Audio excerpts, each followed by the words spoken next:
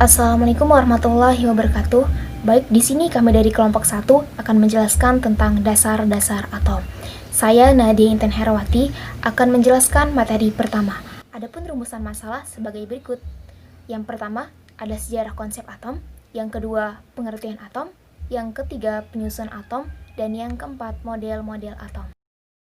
Sejarah konsep atom. Model atau Nagaoka atau model atom Dalton pada tahun 1904, menurut teori ini, elektron yang berputar terus-menerus akan mengeluarkan energi karena percepatan sentripetalnya dan akhirnya akan jatuh ke inti atom apabila energinya sudah habis. J.J. Thomson mencoba mengatasi dengan usulan model atom awan bermuatan, di mana baik massa maupun muatan listriknya terdistribusi merata dalam bentuk bola. Gambaran model atom Thomson ini seperti kue kismis. Model atom Thomson tidak dapat menjelaskan eksperimen hamburan partikel alfa oleh air atau lapisan tipis mica, lapisan emas, dan lapisan platinum. Akhirnya, kemudian Rutherford pada tahun 1911 mengusulkan bahwa muatan listrik atom tidak termasuk elektron, terkonsentrasi pada benda yang sangat kecil di tengah. Melalui teori atomnya, akhirnya Rutherford dapat menjelaskan defleksi partikel alfa yang teramati oleh Geiger dan Marsden. Setelah keberadaan inti atom bermuatan positif dan susunan elektron di luarnya ditemukan, maka perlu dicari konsep baru untuk mengatasi kelemahan teori elektromagnetik klasik. Akhirnya si model atom Bohr pada tahun 1913 mengusulkan bahwa elektron tidak melepaskan energi saat berputar di lintasannya sendiri dengan menggunakan postulasi kuantum Planck. Secara teoritis Bohr dapat menjelaskan spektrum atom hidrogen dan menentukan konstanta Rydberg. Sukses ini memastikan model atom Rutherford-Bohr benar. Selanjutnya pengertian atom. Atom berasal dari kata Yunani atomos yang artinya partikel terkecil dari suatu materi yang tidak dapat dibagi lagi. Akan tetapi, dari hasil penemuan selanjutnya, ternyata atom masih terdiri atas partikel-partikel yang lebih kecil lagi yang disebut dengan partikel subatom. Selanjutnya penyusun atom. Yang pertama ada partikel proton dengan lambang P. Masanya dalam gram adalah 1,6726 dikali 10 pangkat min 24. Massa dalam SMA-nya adalah 1,00728 dengan muatan positif 1. Penemunya adalah Rutherford pada tahun 1886. Yang kedua adalah partikel elektron dengan lambang E, masanya adalah 9,1095 dikali 10 pangkat min 28. Massa SMA-nya adalah 0,00055 dengan muatan negatif 1. Penemunya adalah J.J. Thomson pada tahun 1897.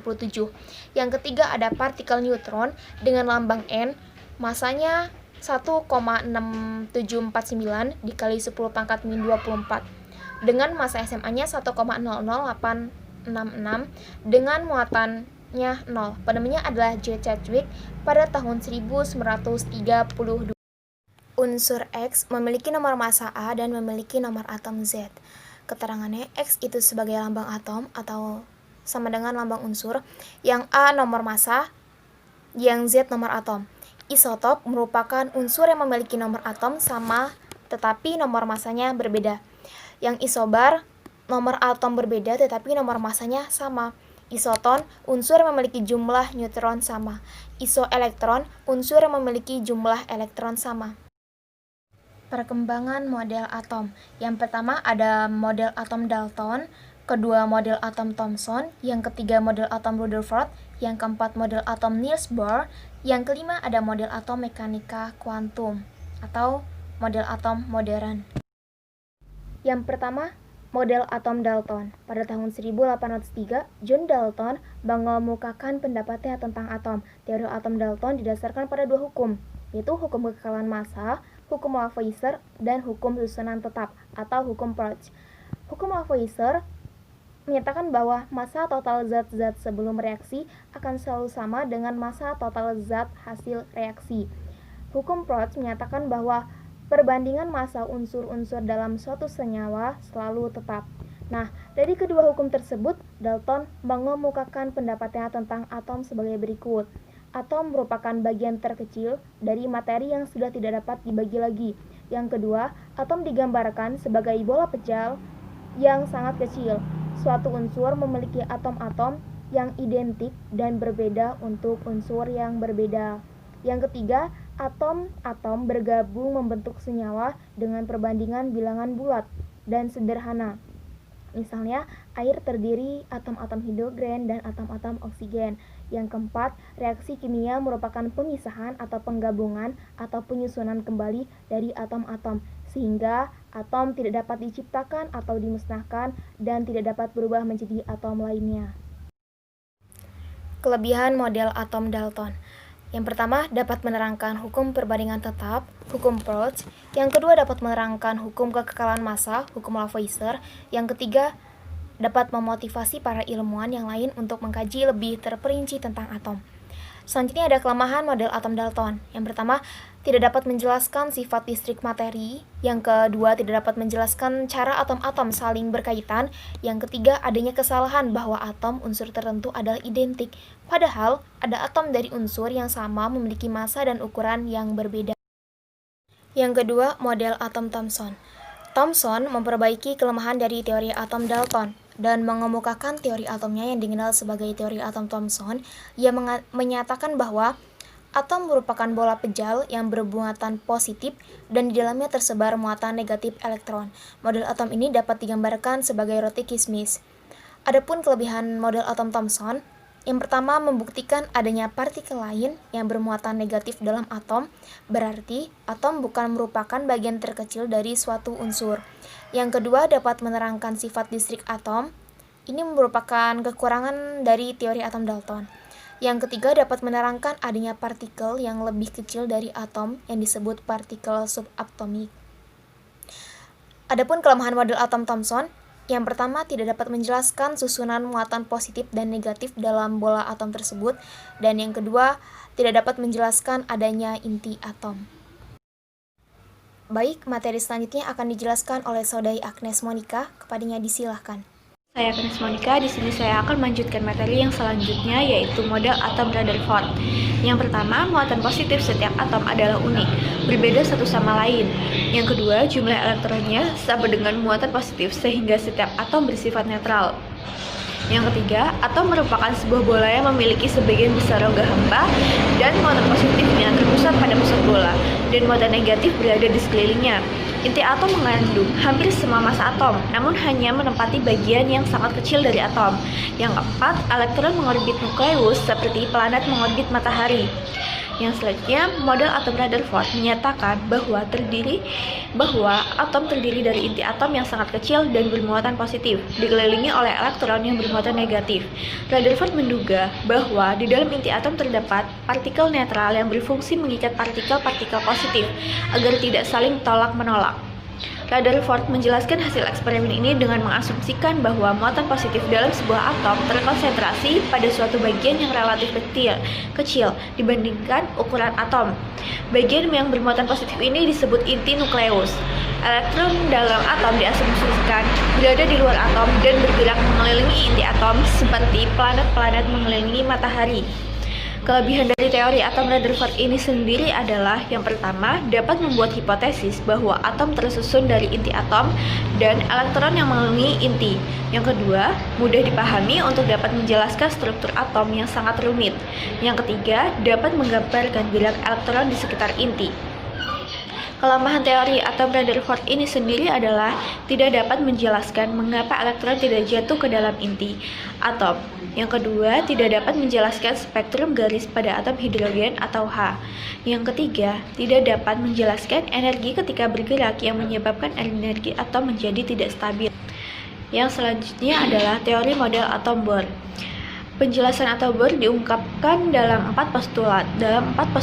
Yang pertama yaitu hanya ada seperangkat orbit tertentu yang diperbolehkan bagi suatu elektron dalam atom hidrogen.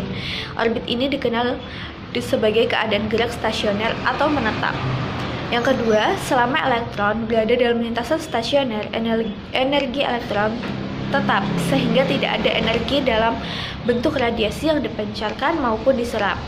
Yang ketiga, elektron hanya dapat berpindah dari satu lintasan stasioner ke lintasan stasioner lainnya.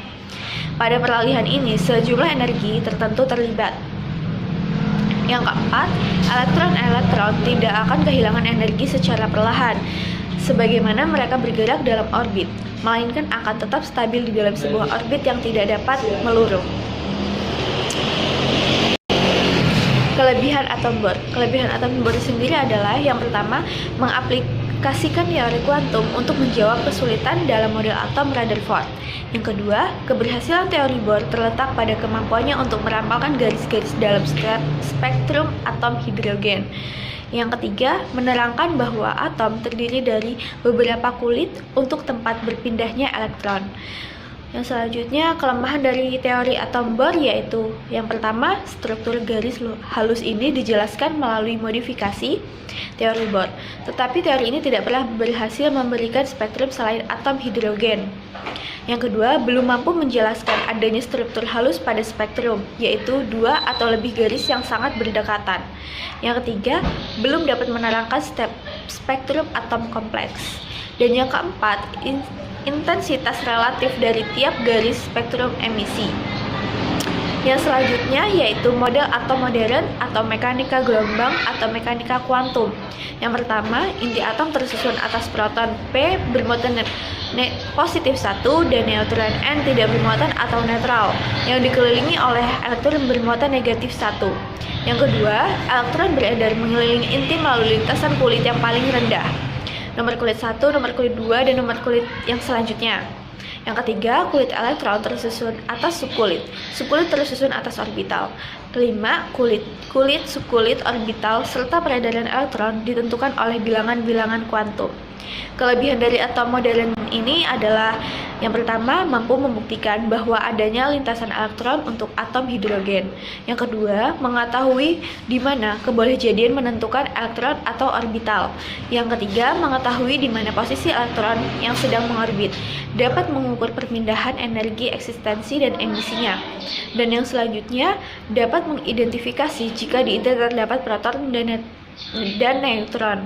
Kelemahan dari model atom modern ini hanya dapat menerangkan atom-atom yang memiliki elektron tunggal seperti gas hidrogen, tetapi tidak dapat menerangkan spektrum warna dari atom yang memiliki banyak elektron. Terima kasih. Sekian presentasi dari kami. Jika ada kesalahan, kami minta maaf. Wassalamualaikum warahmatullahi wabarakatuh.